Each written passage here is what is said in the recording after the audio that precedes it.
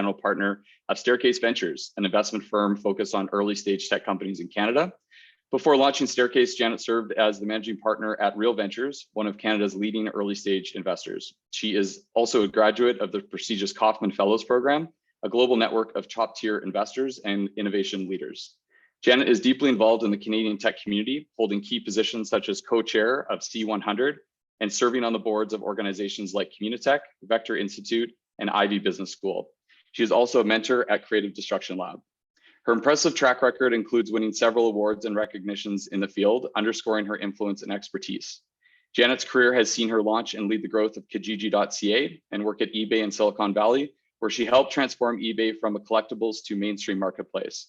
She started her career as a brand manager at Procter & Gamble and then joined McKinsey & Company, where she was an engagement manager. She also founded and built a successful consulting business and was CEO at a venture-backed startup prior to joining Real Ventures. Alice Reimer is a successful technology entrepreneur and dedicated community leader and mentor. CEO of Fillip Fleet, a Calgary-based fintech company specializing in vehicle payment solutions.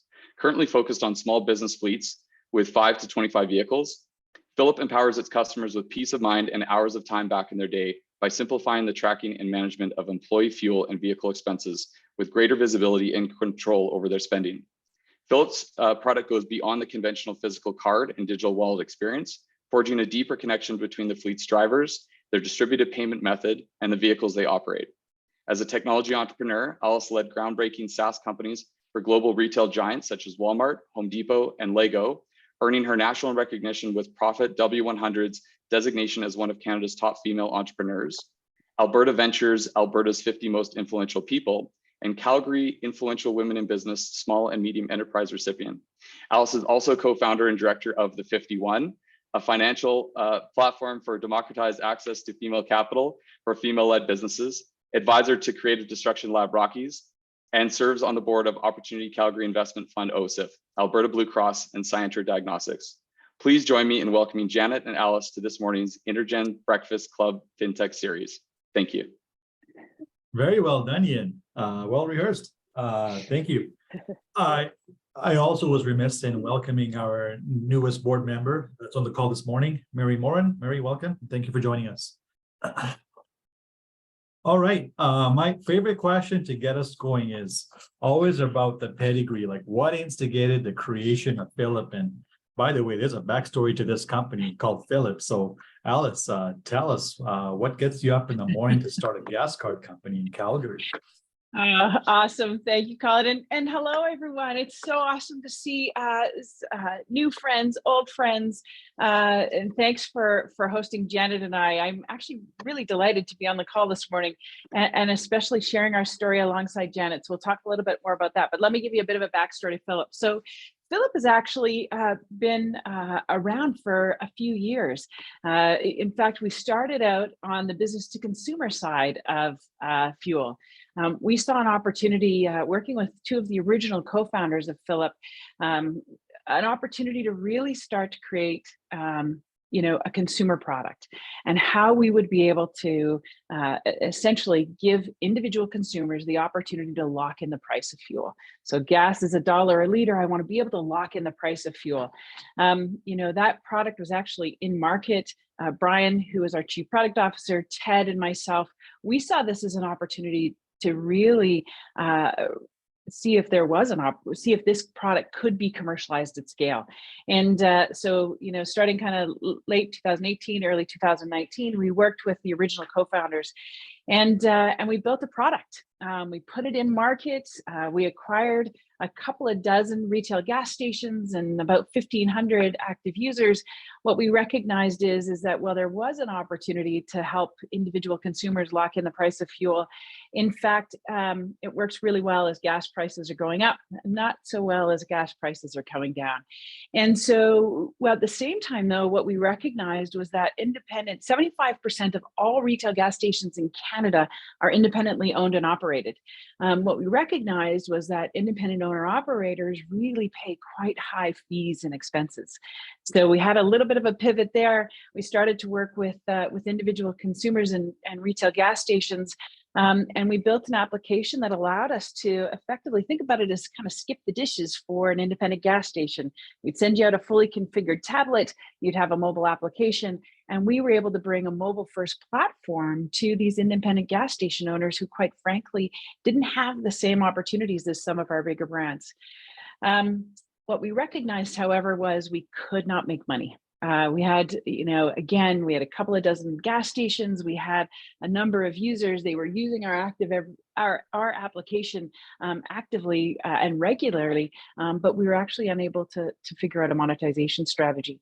Having said all that, though, we were working with some retail gas stations. One of our board of directors today, who is the former vice president of commercial fuels of Husky, sort of pointed a little bit of a light at the fleet business. And in January 2021, we made a hard right pivot towards the fleet business, and the rest is what you're seeing today. Very, very cool. Thank you, Alice. How is the thesis panning out so far since the pivot? Yeah, so we pivoted January 2021. We dug in really hard. We launched in markets with our alpha product at the end of 2021. January 2022, we launched in market formally. And we have been, it's been a ton of fun and a ton of work. So today I'm delighted to share with you that we over 250 small businesses on our platform. We have a couple of thousand active monthly users on our platform. We had 1 million liters in Q2. So, starting from zero we pushed 1 million liters through our small business fleets in Q2. And in Q3, we did over 1.4 million liters. And so we are continuing to grow at a very rapid rate. The other thing that's happened to us since then, of course, is, we started out focusing in this underserved market segment, which is the small business fleet. They tend to be underserved and overlooked by technology. The fleet business or the fuel card business is a very legacy industry. And now we're actually being pulled into the larger fleets. So we're now moving from the 5 to 25 vehicle fleets to the 25 to 100 vehicle fleets. And so not only are the unit economics better there, as we acquire those individual fleets, but the market is pulling us there as well. Very cool and interesting. Just for the background of the audience, do you want to highlight specifically the problem you solve for fleet owners? Yeah, so I actually did a great introduction talking about the problem that we solve. So look, fleet cards are a very specific category of spend. The fleet or the fuel card market is about a $300 billion market in North America, and much of it runs on what we call proprietary payment rails. We don't see that transaction as we would today, what you would expect in the Visa, the MasterCard, or the Interact network. And so small businesses tend to be underserved by this technology. They're costly to acquire with traditional technology. They're costly to maintain. And today, this problem is being solved by a plastic card with a mag stripe.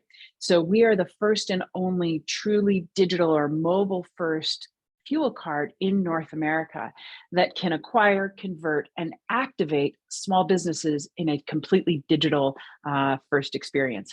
And so as you're seeing our rapid acquisition of those small fleets and conversion of them onto our platform, we've really got that product market fit. Awesome, thank you. So what's your business model and how do you guys make money? Yeah, so as all good fintechs, we actually participate in the transaction itself. So that's one stream of monetization. This month, we introduced our per driver per month fee. So we now are introducing a SaaS on a recurring fee, and the value proposition is very strong for our small business and our fleet owners. And then we're also working on our partnerships. So we have a number of partnerships that we're bringing to market in terms of both working with fuel retailers directly, but also maintenance suppliers. When you think about a fleet vehicle or the problem that we're solving for these small business owners, it really is about fuel and vehicle related spend. So that includes maintenance. So that's another stream of revenue opportunity that we're bringing in as well. Awesome. So as I understand it, Fillip, the transactions that Fillip gathers or people make on the Fillip gas card get directly integrated into their accounting system. Correct. Well, we're not quite doing accounting, but what we are doing is certainly working on ensuring that from a small business owner perspective, the value proposition is you have the opportunity to quickly and easily provide a payment solution to your drivers for fuel. So specifically for fuel. So I'm a plumber, I have a plumbing company or an electrical company, or I'm a last mile delivery driver. And I need to be able to ensure that my team, folks on my team, have a way to pay for their fuel and vehicle related expenses. I only want them to be able to pay for that. I don't want them to be able to be buying chicken nuggets at McDonald's, right? Because when you think about a vehicle, which is an asset of the business itself, fuel tends to be their largest expense behind their human capital or their labor. And so Fillip, for the first time, gives them real-time visibility and control into how that asset is being, essentially what the costs are, and how that asset is being fueled and managed and maintained, so that they can have, quite frankly, they can manage their expenses better. Right. That's great. But also, as they make all these expenses, those expenses get automatically ported into the month-end closing. Is that correct? Correct. Yeah. So we bring all of that data together for them, and really, quite frankly, cut down, time, expense. And when you think about a small business today, how they've been doing this historically is, I'll go to Esso, for example, and I'll buy you a gift card for $50, and I'll distribute gift cards on a, weekly basis for fueling. I have no idea what vehicle it's going in. I have no idea how many kilometers that vehicle is being driven, how that fuel economy is. I may ask you to go and expense, fuel the vehicle on your own credit card and expense it back to me. Quite frankly, for small businesses, oftentimes those folks in your team are the folks who actually have the least ability to carry that cost on behalf of the business. Or I'm giving you a general corporate spend card, and fuel card fraud is a massive industry issue where, I'm paying for more than just fuel in my vehicle. And so Fillip solves for that. You have a digital card, you pull up to the pump, you tap, you take a picture of your receipt, and now I have all of that information. And I know that $50 that I gave you went into the Ford F-150, and I can actually start having better visibility and control across my whole fleet. Right. Awesome. Great. So if I use the Fillip gas card, that means I'm displacing, say, a Visa points card. So I get a benefit of having way more transparency and all the other things. Is there anything else that you guys might be layering on as a spend benefit to match what credit cards are doing? Yeah, so you actually aren't giving up your Visa points card. So Okay. Fillip Fleet is, Fillip Fleet, we do run on the Visa network. And quite frankly, when you think about it as an individual consumer, you think about, I'm saving, there's points, there's all of the other benefits. The huge benefit to our small business owner is, is they have a way to be able to distribute those funds, and they are still able, in many instances, able to capture their benefits at Calgary Co-op or Esso, or they can still, if individual drivers continue to capture those benefits if their fleet operator or fleet owner will allow them to. Awesome. Thank you. Okay, I'm going to switch gears and go over to Janet. Janet, welcome. Tell us who Janet is and what were you doing before you joined the dark side of venture capital. Okay, first of all, I just want to say it is fantastic to be here. Thank you so much for hosting this and for inviting me to do it. And I think the best part is getting to do it with Alice. So in terms of who I am, so I started my career at Procter & Gamble after attending the Ivy Business School. Spent 4 years there as a brand manager. Then I worked at McKinsey for about 4 years. After that, I moved to Silicon Valley and joined eBay. This was in the early days of eBay, when eBay was primarily a collectible site. So about 90% of the things bought and sold on eBay were collectibles, things like coins and stamps. And I was given responsibility for the non-collectibles categories. So things such as home and garden, jewelry, books, etc. And with the mandate really to see if we could move eBay from a collectibles to a more mainstream marketplace. And so proceeded to work with the team there. We grew, grew buyers, grew sellers, changed the website, and really grew that business 3x or 4x every year over year for about 4 years. I then moved back to Canada, launched Kijiji in Canada, grew that to be one of the most visited sites in Canada. Did a few other things along the way, and then ended up in venture about a decade ago. As you mentioned earlier, was at a firm called Real Ventures, was managing partner there, and then left and launched my own fund. So I launched Staircase Ventures earlier this year. Fillip was our first investment, which is great. And Staircase Ventures focuses on leading seed stage rounds in business to business software companies based in Canada. Awesome. So Staircase, I'm going to go right into your company, Janet. Staircase is a very unique seed stage VC. Please tell us more about your ethos, your fund ethos, and the benefits you've accrued as a result of implementing your very unique ethos as it relates to your LPs and especially your portfolio companies. Absolutely. So Staircase Ventures was really founded on the insight that founders are the key success factors for young companies to succeed. And that in and of itself is sort of accepted wisdom, right? That the most important thing when you're investing in a early stage company is the founders, because they're still figuring things out. They've got to pivot. The founders themselves need to grow exponentially as the company grows. But what's interesting is, even though most investors agree with that statement, if you look at how investors add value post-investment, they add value all around the business side, i.e. what I mean by that is they are helping grow the business. So they will say, hey, we'll help you with business introductions. We'll help you with financial modeling. We'll help you with strategic decisions. We'll help you hire people. Those are all business things. And that's where most investors focus. They say, hey, we're going to help you grow your business. But what they don't focus on is helping to grow the founders themselves. And given that founders are the key success factor in startups, I thought, well, it just doesn't make sense that we focus on founder growth as much as the business growth. And so while we do have a lot of initiatives to help the founders grow their businesses, we focus, I think I would argue, unparalleled focus on founder development.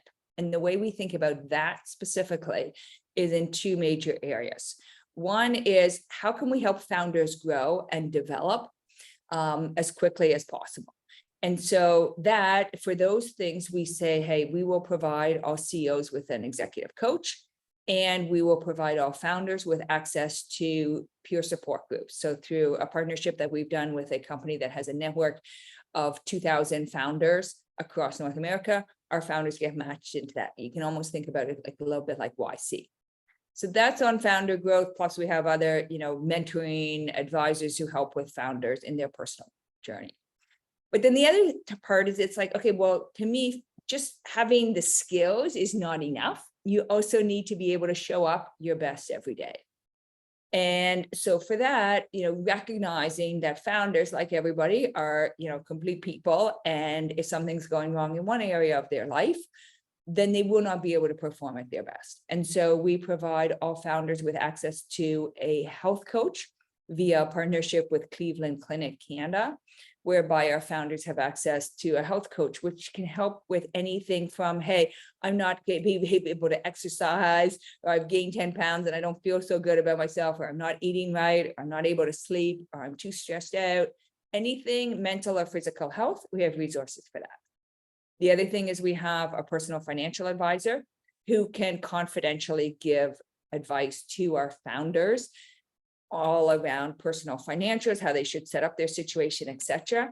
And then the final thing is a family stipend, which is really all around recognizing, hey, that, again, you're a founder, you're busy, things are going to come up that make it difficult to balance work and family. And so if we can do a little something to help that out, then we will do that. And so we provide in the first year a family stipend that can be used by the founders however they feel is most suitable, whether that be for childcare, elder care, or take your significant other out for dinner because you haven't seen them in a month, or whatever it may be.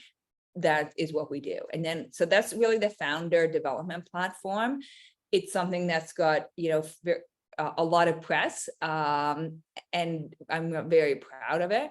The other things that we do is we share our carry with the founders. And so what I mean by that is the fund itself, when we make money, it's a bit like profit sharing. We share our profits with with the founders, with the people that we back. And the idea about this is we will invest in 12 portfolio companies. And I want all of the portfolio companies to feel that they're part of Staircase, to feel that they are incented to support one another and help one another, and that they feel that they're part, as I said, part of something bigger than themselves, because we know that the founder journey can be quite lonely. And so as a result, all the founders get access to carry. And then the final part is we have 8 awesome advisors, all of whom have launched and built billion-dollar businesses, that are willing to roll up their sleeves, dig in, and give their advice and their guidance to our founders and to their teams. Thank you for that super comprehensive answer. That's really great. Janet, VCs invest in 1 in 100 companies. What made you want to invest in Alice? Like, what were the attributes in Alice and Fillip that made them your first investment? Yeah, so at a very high level, I always think about it, there's the team and then there's the concept or the idea. And so I'll talk about both. First of all, I absolutely love Alice and her team. And in particular, I think there's two big area aspects that I'll talk to. One is the can-do attitude, positive energy, always wanting to learn, always wanting to get better, and determination to overcome any obstacles. So it's all, and I mean, I could go on about that, but it's all the mental mindset that Alice and her team have. And then the second thing is just the skills that they have, like building a financial services company. It's tough. You have to be very mindful of the regulations, of the security. And she and her team are excellent in this area. They have expertise. Her team has worked together before. And they're able to bring the skills to the table that they need to build this business. As I said, they're successful executors and entrepreneurs. So that's sort of the team aspect. In terms of the second one, sort of the idea or the concept, I think this is a huge business idea. I'm super excited about it. I love to invest in areas that are overlooked by a lot of people. And I view this fuel industry, I think the average person walking down the street does not really think about, hey, how do fleets fill up their tank? And what are some of the challenges that a medium-sized fleet operator would have in terms of payments? People they don't think about that, right? And so I think that I like businesses like that, because what it means is, and in this case, particularly, the players are legacy players. There has not been a lot of innovation. The customer's needs are not being met. And there's an opportunity for Fillip to come in and say, hey, we're starting with a blank sheet. We're going to, like a white sheet, and we are building a solution that meets the customer's needs and that takes advantage of technology, and therefore is going to deliver a significantly improved value proposition in a massive market. Yeah, great. Awesome. Alice, over to you. So you talked a little bit about your target customers. You started in SMB, now you're moving over into the enterprise. What are some of the surprises you've had, either selling into SMB or enterprise, that you didn't expect, given yet you're a pretty seasoned salesperson having run multiple companies? I'm a hustler. I'm totally okay with that moniker as well. Look, as Janet mentioned, we're doing something that is not easy to do, and we are truly changing an industry. We are digitally transforming the fleet fuel card industry. There is little incentive to change in a highly embedded industry until you have an organization like Fillip, where folks are like, oh, wait a sec, there is a better way to do this, and this is where the future is going. I think we've been working with a number of partners over the last year, and many of them, I think, sort of watched us. They watched to see that we were going to be able to do this, and that small business fleets would actually adopt this technology. I think they were, without an embedded incentive to change, they were really struggling to see that this would be the future. I think now they're all kind of looking at it and going, okay, we got to figure this out now. And Fillip really is leading the way. And so to answer your question, our target customers are that small to mid-sized fleet, that 5 to now 100 vehicle fleet. We have, we've been, successful in acquiring them two ways so far. One has been, just pure outbound. We've built a sales organization, but we've been very specific about our go-to-market and the verticalization of that in the markets that we've served. So Christian Caswell is our head of growth. He came from the home builder industry. And so that was the first place we went to. And as you can imagine, you've got home builders, and home builders have trades and suppliers. And so Christian's been able to take his, really leverage his reputation and his experience in that market to start to really, capture an interesting segment for us. The other thing that's been very interesting for us in the verticalization has been in franchises. When we look at franchise organizations, and as Janet said, most folks don't think about this, but I'll share with you an example. One of our franchise organizations that many of you would recognize, the brand name is 1-800-GOT-JUNK. Well, there's 1-800-GOT-JUNK trucks all over Canada, and each one of those individual franchisees has trucks and vehicles and labor and a fuel card that they need to be able to fuel their vehicles with. Molly Maid is another great example of that. Each one of those Molly Maid franchisees have between 5 and 8 drivers or home service professionals that they work with, and they need to be able to fuel their vehicles. But in aggregate, that's like a 200 vehicle fleet when you think about all the Molly Maids across Canada. And so we've been really very specific. We've also continued to invest in our inbound lead gen, working with our marketing organization to be able to increase our brand presence and make sure that Fillip becomes top of mind. Very cool. How'd you get 1-800-GOT-JUNK? Was that an outbound deal? Was it inbound? Was it a relationship? Man, that is our head of growth. I know, our head of growth, Matt, and as Janet said, we just will not stop. We are politely persistent, and Christian has done just an amazing job at really creating an opportunity for us in those franchise organizations. Excellent. That's really, really cool to hear. Lots of great brand names coming online. So that's awesome. Janet, just swinging back over to you. There's a bunch of entrepreneurs on the call today. And some of them are either coming out of a raise or going into a raise. What are some of the areas of the focus areas by vertical or technology platform that you're really sort of looking to write a check into? So we're quite broad. As I mentioned, it's business. I will say maybe it's easier to say so in terms of geography, as I said, we're focused on Canada. We believe that Canada is a great place to build a business. We are focused on business to business companies because we have found building a business, even though business to consumer is sort of my heritage, it's very difficult to build a business to consumer business. And if you look at Canada specifically, there's just not that many success stories. So it's business to business. We're focused on software. So it does not need to be a SaaS business model. A lot of people immediately say, oh, business to business software, you mean SaaS? I say no, so for instance, Fillip is an example where it's more of where there's a transaction component. I've also invested in some businesses that are business to business marketplace. So software, we definitely try to shy away from hardware, find that generally tends to be capital intensive and it's difficult to pivot. So we shy away from that as well. But within business to business, as I said, we're quite broad. We like to look at a wide range of companies and are interested to hearing from passionate entrepreneurs what they're doing and why they're excited about what they're building. And Colin, may I just sort of comment on sort of, as a CEO, as a venture-backed CEO with Janet, sort of what, Janet's talked about her thesis being different.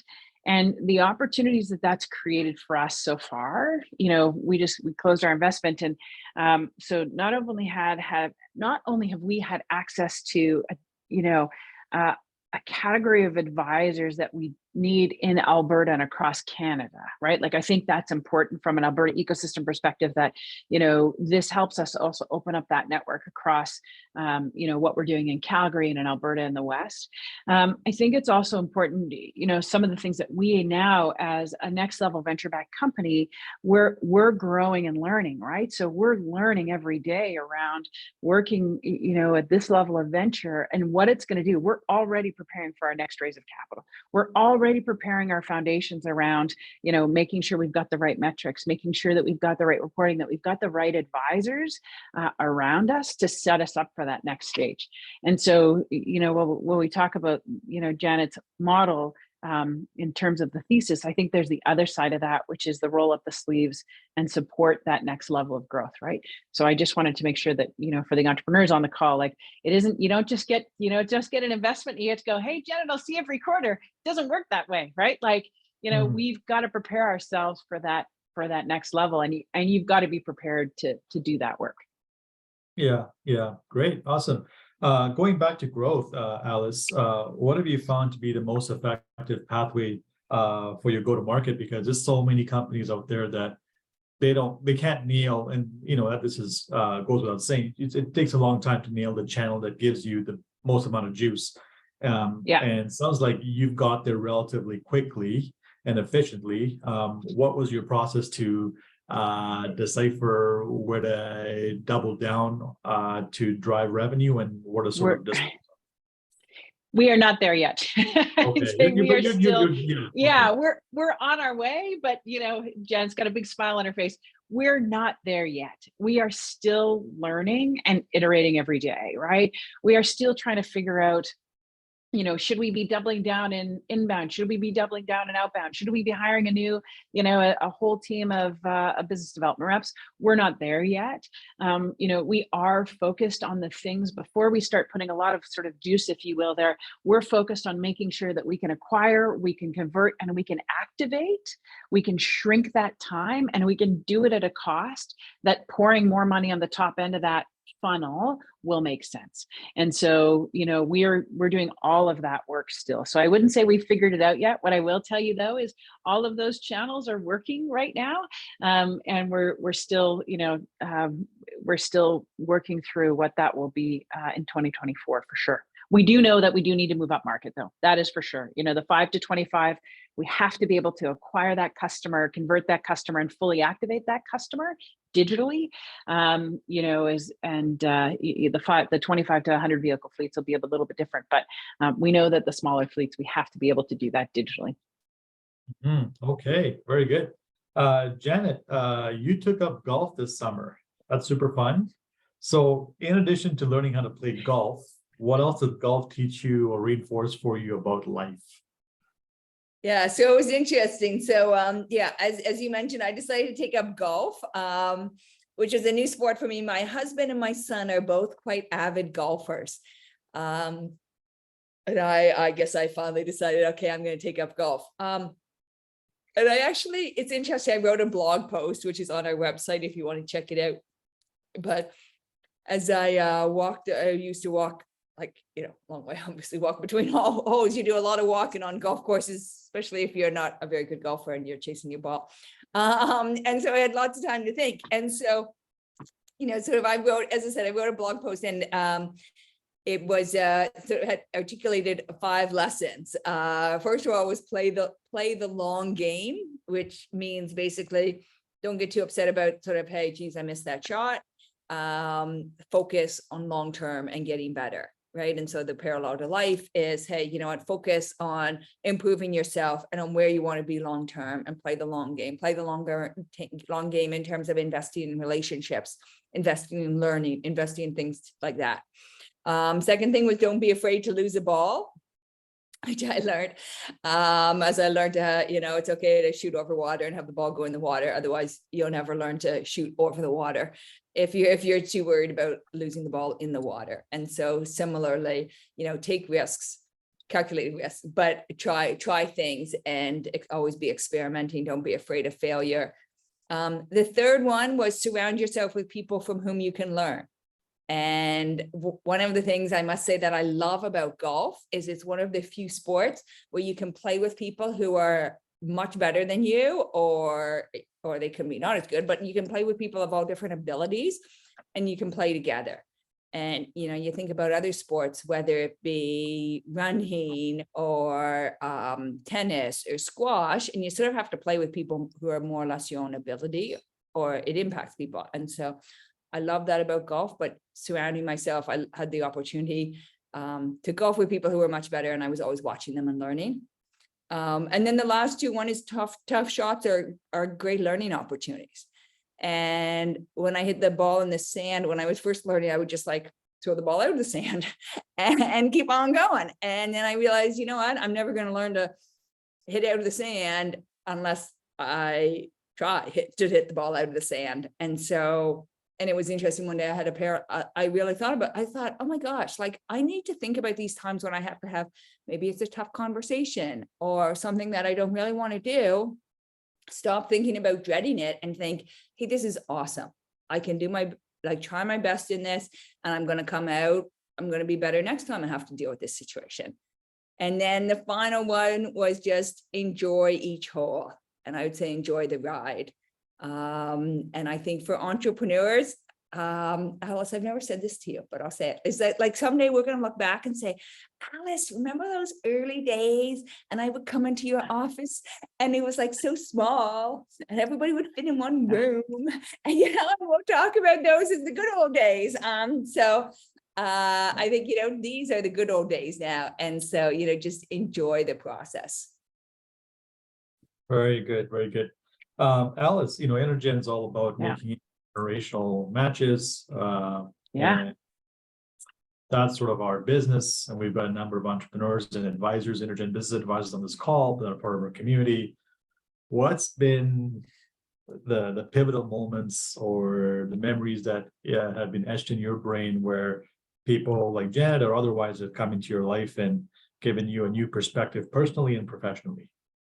Yeah, I think for many of the folks that know me on the call, I'm a highly committed mentor. And for those of you that are part of VMSA or have done the Roy Group training, you understand the importance of the word mentor and that it truly is a gift word. And you actually have to be given that word through a mentee. And so look, it's been invaluable to me in my career, quite frankly, by having folks who were willing to give generously their time and experience to me as an individual and to our organization. And so, look, I think that there is nothing more that you can do for an entrepreneur, because as Janet said, like, it is a lonely, tough business, right? Like many of you have heard me say this before, like everybody wants to be the CEO until they're the CEO, and they recognize how difficult the job itself can be. And so, you know, you can't do that as a startup team, as a founding team, as an executive leadership team without mentors around you. Great. Janet, any input on that, whether it's with your portcos or your time at Kijiji or what you're doing now? So yeah, I think mentorship is so important. And I would just say that one of the things that I've learned is, I think sometimes like mentorship, it has like this sometimes inaccessible, for me anyways, like, oh, who is your mentor? And do you have a mentor? And I always thought, I don't know, I don't have a mentor. But what I would say I have, which has helped me even more than a mentor, are friends. Great friends who are going through similar things. And those are the people who, for me personally, have made a major impact. And so, you know, having people who I consider to be great friends, who are really peers, but they're the ones who are going through the trenches with you and can say, Janet, you know what? I feel the exact same way. And this is what I do about it. Or like just, you know, those sorts of people who you care deeply about and they care about you. And it really is a two-way, we're going to support each other, and they see you, they see the good in you. Yeah, those people are hard to find. Okay. Alice, plans for expansion, and how can this community of 50 some people on the call help you? Yeah. So, look, we are continuing to grow and develop here in Calgary, and so, our number one priority is continuing to acquire fleets, small and mid-sized fleets. So, if there's anyone on the call who has a fleet of vehicles, has any responsibility for a fleet of vehicles, or more importantly, can create an introduction, we would welcome that. I think, and then of course, please share, retweet, tell the story of Fillip, because in our local ecosystem, in our city, in our province, in our country, we need to continue to make sure that we can scale businesses here so that they can succeed here and stay ultimately. And so that would be my ask. So thank you. And it's super awesome to be on the call today with Janet, especially. All right. Well, thanks to both of you. There's a question in the chat from Clay. Clay, I'll get you to pipe up and ask it yourself. Oh, yeah, sure. Thanks. Hi, Janet. Hi, Alice. So Janet, we met briefly at the Banff Venture Forum and really enjoyed your talk. And I just love your unconventional method, I guess, on what you're doing. So I'm just curious to know, and maybe it's a little soon for you, but are you seeing any immediate ROI on building leaders and founders in the team before maybe focusing on the business? So I think it's hard. So a couple of thoughts on that. I would say what I saw in terms of and sort of what informed this was my 9 years of investing earlier in venture, and I saw where founders got a coach, like an executive coach, or joined peer groups, or learned, or had a network of others that they could learn from, and also, where that was a major major inflection point in their own personal growth and in their growth as a leader and growth as the business. So I don't have a ROI calculation, but I also would say I think it's interesting, or I think it's helpful to think about what are your motivators. And so, for instance, what I mean by that is our idea with the founder platform and giving carry away. When I was developing these ideas before I went out and talked to anybody around it, I remember thinking to myself, I think that there will be a very positive ROI on these things, but I'm not doing it because it has an ROI. I'm doing it because this is what I want to do, and this is the way I want to build my firm. And this is coming out of, frankly, it's coming out of our management fee. So i.e. coming out of ways that I could, hire another person, pay myself more salary. I could keep more profits for myself. And so, well, I logically thought, I think there's an ROI here. And I do believe there is. I'm doing it because I want to do it. And I think, in something like this, I think that people can see through your intentions. And I think that sort of why you do things is just as important as what you do. Awesome. No, I appreciate the answer. Thank you so much. Thanks, Khaled. Thank you for joining, Clay. That's the question. Mary Lang, is it a question or a comment? Sorry, I haven't read it yet. It's just a comment. I wanted to say I picked up during COVID. I picked up golf, same reasons. My husband is a golfer, and I was like, this is something I can get behind. And some of the things you were mentioning, there's a book called It's Not a Game of Perfect. Golf is Not a Game of Perfect. And it's a lot of the similar learnings and mentions that you were saying that you learned through golf. So I highly recommend it. And I actually recommend it to everyone, even if you're not a golfer. Okay, great. I will order that I will order that. Okay. Awesome. There's a bunch of entrepreneurs and the VCs, investors, angels on the call. Any input, questions, experiences you want to share? Maybe while we're talking, I'll just say one thing that wasn't mentioned. So I'll just sort of ask myself a question. The question is, Janet, how did you meet Alice? Because I think that this is really interesting and ties into what we just talked about. So I met Alice through Creative Destruction Lab for years. And Alice, I was a mentor. I've been a mentor with Creative Destruction Lab, both in Toronto and in Vancouver. And Alice was trying to get me to go to the Rockies. And ironically, I said, okay, Alice, for sure, I'm going to come. And I thought, Jan, you really got to do Rockies, because I love Alice and I've been telling her for years that I'm going to come. And then COVID hit. So I am officially committed to be a mentor in COVID Rockies this year. But I think getting back to how Alice and I met, I think what's important is we talked a bit about giving back. The reason I met Alice was because I was involved. I volunteered as a mentor. And more importantly, Alice, who's busy and has a million things to do, she said, I'm going to do the Rockies. I'm going to do CDL Rockies because this is important to me. And so I think it speaks to the power of doing things and giving back and getting involved in the community, that they can lead to great things. Very good. Question here from Chad. He says, Alice, what do you look for in a venture partner outside of money? Has your perspective changed over multiple companies? Oh, yes. Just a quick comment to what Janet said.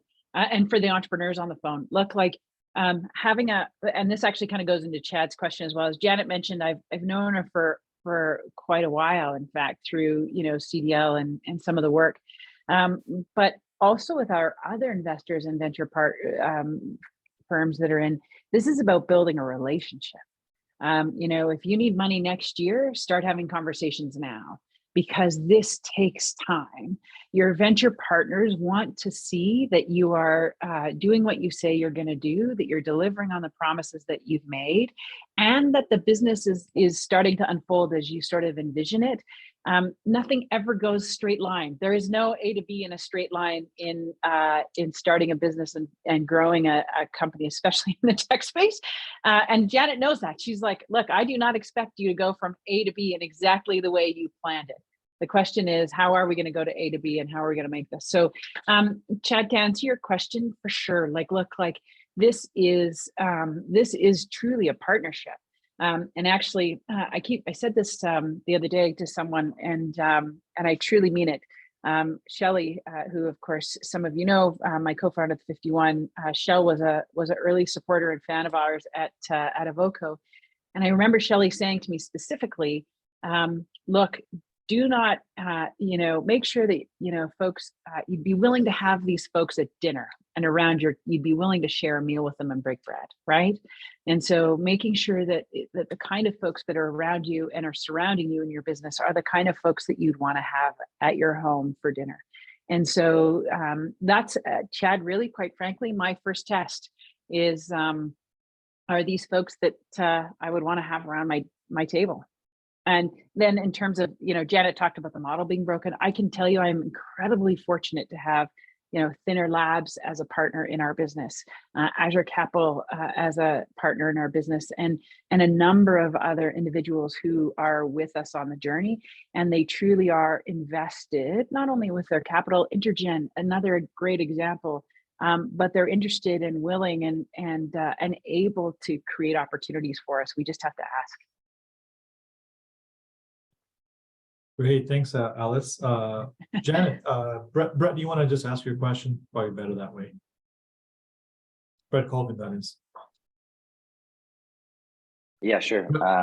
Did we lose Janet? No, I'm back. Oh, hey, Janet. There's been obviously, a lot of changes to the financing market over the last couple of years that, I've felt as a founder and, read plenty about, but just wanted your perspective on, if you're trying to be a prudent founder, coming out of 2023, moving into 2024, how do you as an investor think about growth and capital efficiency in this sort of, slightly different environment than we were living in 21? Yeah, I think you need to, capital, the way I think about it is how can you grow as quickly as you can in a capital efficient way? So i.e. capital efficient, and I don't know if that answers your question, but I will also say that I am increasingly working with companies to try to get to cash flow positive with their raise, with the one raise. Right? It used to be a model of, hey, you raise your seed round and then spend your money, and you in 18 to 24 months, you're going to raise your next round. And if you can't raise that round, well, you're out of cash, and that's too bad. Maybe you can raise a bridge round from your existing investors, and otherwise you hit the wall. That, I think, I am concerned about the Series A markets. And so I think what we are seeing is the seed markets are still robust, but the Series A markets and onwards, Series A and onwards, are still very challenging. And those investors are looking for proven unit economics. So I think, I mean, at a minimum, if you are running a company and your company is going to need a next round of financing, you need to make sure that by the time you go to raise your next round of financing, your unit economics are very solid. Because otherwise you won't be able to raise. On the flip side, if you've gotten to a place where your unit economics are strong and you are cash flow positive, is there sort of a minimum growth threshold that you need to be hitting to sort of stay interesting to the venture investors further down the line? I would say it's more nuanced than that. I would say it's not about, you need to, and what I mean by that is, to me, it's not about what your growth has been, it's how confident am I that what your growth will be in the future. Mm-hmm. Right. And so a lot of people will say, oh, well, best indication of future performance is previous performance. But I would argue, well, no, you got to scratch a little bit below the surface. And so if you're able to show, hey, you know what, yeah, we've been growing, let's say 10% a year, right? I'll just pick something really low. But we have this model that we know that every dollar that we invest, we're going to get $2 out in the next 6 months, say, as an example. And we have just been hamstrung, and we can convince investors that what has limited our growth is that we haven't had cash. But we can convince them that, hey, if you invest more money, we can scale these unit economics in terms of cost of acquiring customer and the revenue from that. And the market is big enough that we can, continue to scale at that rate. Then I think you can raise money, right? You just need to be able to explain the story. Mm-hmm. Appreciate that. Yeah. Okay. Looks like we don't have any more. There's one more message here. Let me see what it is. Azim, yeah, you want to ask the question, please?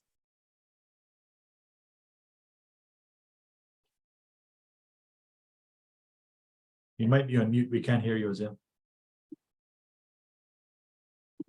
Maybe I'll ask the question for him. He says, what's the difference? Azim's an angel investor in Calgary, by the way. What's the difference between fleet cards provided by most brands, including tailoring them to specific products, and those by Fillip, other than perhaps the ability to buy fuel from any gas station? Yeah. Oh, great question. And so much more value. So first and foremost, Fillip is what we call a universal fleet card, which means you can use it at any retail gas station that accepts Visa. So you can imagine us being fully ubiquitous. The other big thing, of course, is data. When you think about a universal fleet card today, of course, we're mobile and we're digital. We know that there's a strong value proposition there, not having to distribute cards, not having to worry about the administration and the cards and the increased security around that. But it's also around transparency and control. So, in traditional fleet cards or general spend credit cards, we actually give our fleet operators real-time visibility and control. I know that Janet just went to the Esso. She fueled the Ford F-150. It's got 100,000 kilometers on it. She bought premium fuel when she should have been buying regular fuel, and that she also spent over or underspent what her daily limit was. And so the data and our platform for data is also a very big driver for some of the value proposition that, again, just another example of a value proposition Phillip's bringing to market. I'll answer Khaled. I'll answer Pete's question about are fleets moving to EV. They absolutely are, Pete. This is a multi-decade transition, though. When you think about a small business or a mid-sized business that buys a fleet vehicle today that has an average life of 12 years, we actually have to be able to help these fleets transition to EV.